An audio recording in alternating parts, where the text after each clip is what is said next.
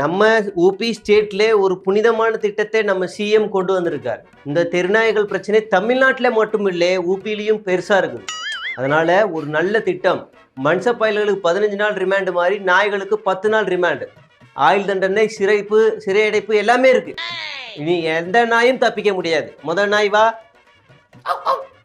பக்கத்து தெரு நாய். பக்கத்து தெரு நாய்க்கு பக்கத்து தெருவில் தான் இருக்கணும். பக்கத்து தெருவுலேருந்து பக்கத்து தெருவுக்கு பாஞ்சு போனால் அங்கே இருக்க உன் ஃப்ரெண்ட்ஸ் உன்ன மாதிரி இருக்கவங்க உங்களுக்குள்ள சண்டை போடுவாங்க. அதில் வெறி பிடிச்சி மனுஷ பயிர்களை துரத்துற நீ. கரெக்டா?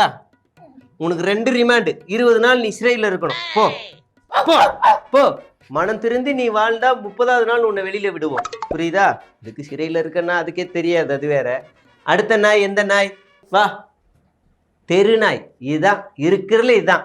பைக்கை ஓட்டிட்டு போவோம், திடீர்னு வரான், ஆக்சிடென்ட் ஆகுது. இந்த மாதிரி பல இது இருக்கு. ஏன்டா எனக்கு ஒரு டவுட்டு, நீ ஏன் குழந்தைங்களை பார்த்தா மட்டும் கரெக்டா துரத்துற? அது ஏற மாதிரி தெரியுது.